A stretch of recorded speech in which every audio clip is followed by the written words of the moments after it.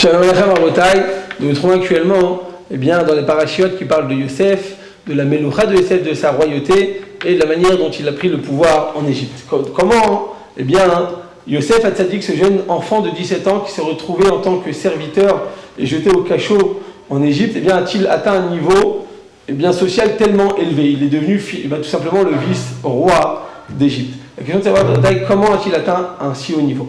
Le Zohar nous répond qu'une personne qui va pouvoir gouverner, qui va pouvoir dominer ses instincts, ses pulsions, et qui va bien réussir à dominer ses propres volontés, une personne qui a cette sérénité de savoir bien diriger, il n'est pas pris en attaque par son Yetzirah, par ses pulsions, il ne se laisse pas diriger et dominer par son Yetzirah, c'est lui qui va diriger ses limites, il va diriger dans quel domaine il désire, des fois de temps à autre prendre du bon temps ou se divertir, et dans quel domaine il va se renforcer et prendre sur lui de ne pas tomber, de ne pas échouer, de ne pas, ne serait-ce qu'une pensée, un regard, un acte, une odeur et quoi que ce soit, une personne doit sans arrêt se dominer. Par quel niveau, par quel mérite Yosef Hatzadik a-t-il atteint un si haut niveau? Il s'est devenu le vice-roi d'Égypte, nous dit le Zohar, parce qu'il a reçu se dominer. Une personne qui sait se dominer à Rabotai, il devient un roi. Il devient d'abord roi sur lui-même, et il peut même devenir roi sur les autres. C'est pour ça que la Gemara nous dit Kol mi she'eshbo yirat shamayim v'arav nishmaim. Si tu veux que tes paroles soient écoutées, renforce ton émouna. C'est-à-dire, Rabotai, il y a des gdolim en Israël, des géants de la génération. Au Hachem, j'en ai côtoyé quelques-uns de notre génération, et certains qui sont déjà niftarim, des gdolim de la génération. Rabotai, ils avaient tous un point commun. Ils disaient un mot, ils étaient écoutés d'un coin du globe à l'autre coin. C'est-à-dire que leur parole, Rabotai, elle avait une influence énorme. Pourtant, ce n'était pas des rabbins qui avaient toujours des grandes capacités d'élocution. Mais qu'est-ce qu'ils avaient à Rabotai de particulier? Ils avaient une yirat shamayim. Quand tu as de la yirat shamayim, une personne qui a beaucoup de crainte divine, ses paroles sont écoutées, quelle que soit la manière dont il parle. Il y a des personnes qui parlent très bien, mais on sent que c'est vide, on sent qu'il n'y a rien derrière tout ça. Quelle est la différence Rabotai entre les gens qui ont beaucoup d'élocution et ceux qui sont très yirat shamayim?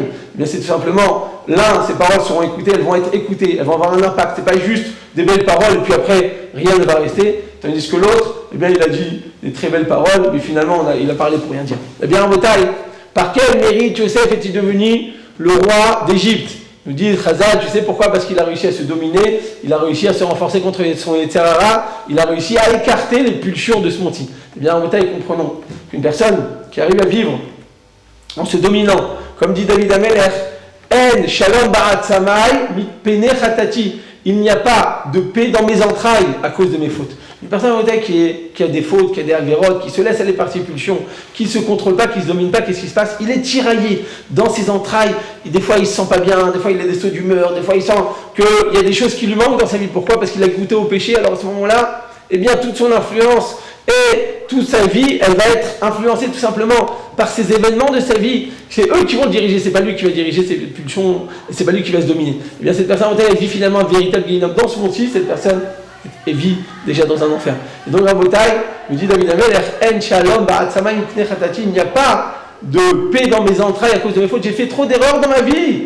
Je ne sais pas comment m'en sortir. Te dit David Amelech, tu sais quoi, tu veux t'en sortir, tu vas avoir une véritable paix, tu veux te sentir bien avec toi-même. Tu dois dominer, tu dois écarter le Yetzirah, tu dois écarter les pulsions, tu dois écarter tout ce qui est de mauvais en toi, faire un travail. Et des fois c'est dur, et des gens qui sont habitués à certaines mauvaises actions, demande à Kadosh Baruch Hu, pourquoi tu ne demandes pas à Hachem? Pourquoi tu ne pries pas? Pourquoi tu ne lèves pas tes mains vers le ciel? Hachem, je t'en supplie, aide-moi, j'ai besoin de me renforcer, je ne veux plus tomber, je ne veux plus échouer, je ne veux plus arrêter, j'ai envie d'arrêter de faire du mal. Tu sais combien ces filotes sont importantes devant Kadosh Baruch Hu? Ces histoires de Rabotai, elles dépassent toutes filotes qu'on peut proférer sur terre. Pourquoi? Parce que c'est une fila qui vient du cœur. C'est une fila dans laquelle on demande la spiritualité. C'est une fila dans laquelle on demande la proximité avec Hachem. Hachem, j'ai envie de me rapprocher de toi, mais c'est trop dur. J'ai trop d'Yetzirah, j'ai trop de tendances, j'ai trop de mauvaises habitudes. J'ai pris trop un mauvais pli dans ma vie. Je t'en supplie à Kadosh Baruch Hu, aide-moi, protège-moi, permets-moi de m'éloigner de ces tentations et de me sanctifier, de m'élever vers toi, Kadosh Baruch Hu. Je désire la proximité avec toi. Ça, Rabotai, ça va donner non seulement le gouvernement et se dominer soi-même, mais en plus tu vas pouvoir dominer tous les gens qui t'entourent. Au travail, à la maison, avec les voisins, il y a des fois des conflits. Une personne en Rabotai qui a cette sérénité interne, qui se travaille sans arrêt sur ses pulsions intérieures, qui sait se diriger, qui sait se dominer, elle va pouvoir dominer tous ceux qui l'entourent. C'est ça, Rabotai, qu'il faut apprendre de Yosef. C'est un jeune enfant. Il avait toutes les raisons pour fauter. Il avait 17 ans, il a été jeté de ses parents, il a été jeté par ses frères, par jalousie dans un bord, et voilà, dans un fossé mortel.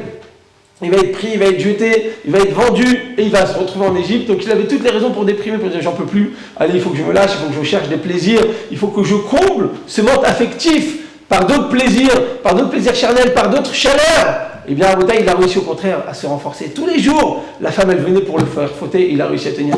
Et c'est ça, Rabotai, après, non seulement il a réussi à se gouverner, mais il a réussi à gouverner le monde entier. Qu'Akadosh Baruch Hu nous permet, Rabotai, de se gouverner, de se renforcer, de pouvoir aller Kadesh, de pouvoir se sanctifier. C'est ça ce qu'Akadosh Baruch Hu attend de nous. Et si on n'y arrive pas, Rabotai, priez Akadosh Baruch Hu du fond du cœur, et n'hésitez pas même à verser quelques gouttes et quelques larmes pour Hachem, parce que ces tfilotes, elles sont infinies. Hachem, il prend ses larmes et il efface tous les péchés qu'on a pu faire dans notre vie. Que Dieu vous bénisse. Be'atzlacha, Bezrat Hashem.